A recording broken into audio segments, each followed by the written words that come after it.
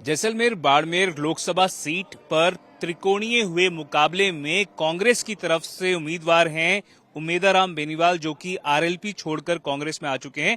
उमेदाराम जी, किस तरह से आप देखते हैं समीकरण जो बैठे हैं? एक तरफ आप हैं, दूसरी तरफ कैलाश चौधरी हैं जो कि मंत्री हैं, भाजपा को रिप्रेजेंट कर रहे हैं, और तीसरी तरफ रविंदर सिंह भाटी हैं जो कि निर्दलीय उम्मीदवार हैं बाड़मेर जैसलमेर सीट से।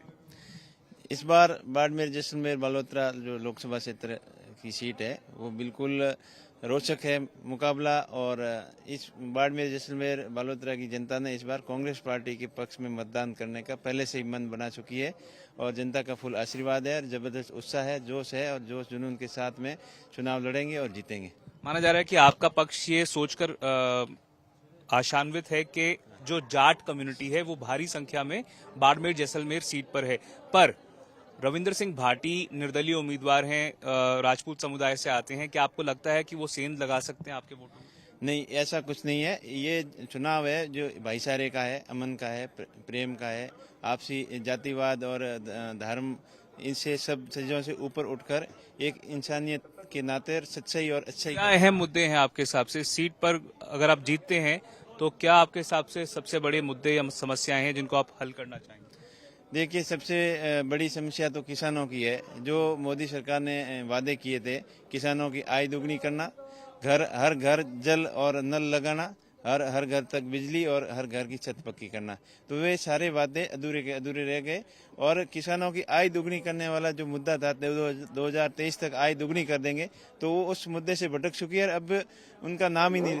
हम कई इलाकों में घूमे हैं, बाड़मेर के कई क्षेत्रों में गए हैं। सड़कें बहुत खराब हैं, जो सीमा के पास के इलाके हैं वहां पर अच्छे ढंग के स्कूल्स नहीं हैं, अगर स्कूल्स हैं तो टीचर्स नहीं हैं, पानी की अच्छी व्यवस्था नहीं है। क्या आपके हिसाब से ये आपके लिए प्रायोरिटी रहेगी? युवाओं को रोजगार नहीं मिल रहा वहां पर? बिल्कुल, बॉर्डर एरिया के अंदर एजुकेशन की बहुत ज़्यादा कमी है और अभी बीजेपी सरकार ने बॉर्डर डेवलपमेंट एरिया फंड जो अलग से फंड होता है, वो उस फंड को भी कमी कर दी, उस फंड को कम कर दिया, कटौती कर दी।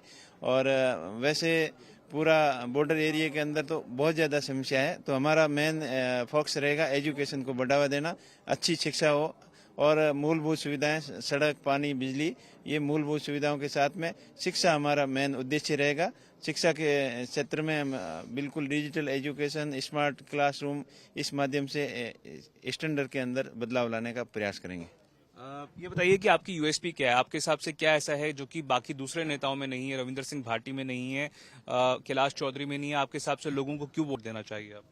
देखिए, हमारा जज्बा है, जुनून है कुछ बदलाव करने का, कुछ नया करने का और साफ सुथरी राजनीति करने का। आरएलपी छोड़कर क्यों कांग्रेस में आ गए? आरएलपी पर क्या आपको भरोसा नहीं था या आपको आरएलपी पर भरोसा नहीं था? बिल्कुल, आरएलपी पे भरोसा था और भरोसा अभी गठबंधन जो अकेला आरएलपी पिछले 10 साल से चुनाव लड़ रही है, तो लोग अभी आरएलपी को पूरी तरीके से समझ नहीं पाए। तो पिछली बार जैसे बड़े क्षेत्र है, ये लोकसभा का चुनाव है, तो पिछली बार बीजेपी के साथ में गठबंधन था, 25 की 25 सीटें जीती थी। पर इस बार जो अपने स्वार्थी कारणों से आरएलपी छोड़कर कांग्रेस में? बिल्कुल नहीं है। आज के समय में किसानों को जरूरत थी, जवान और किसानों के हित के लिए, और बाड़मेर जैसलमेर बालोतरा की जनता की भावना को देखते हुए ये निर्णय लिया गया। और वाकई में बीजेपी खाली बातें हवाई निकल गई। आपको बताया, किसान परेशान है, एमएसपी को लेकर धरने पे बैठे, पहले 3 किसान विरोधी कानून लेकर आए, उससे किसान खफा हो गए।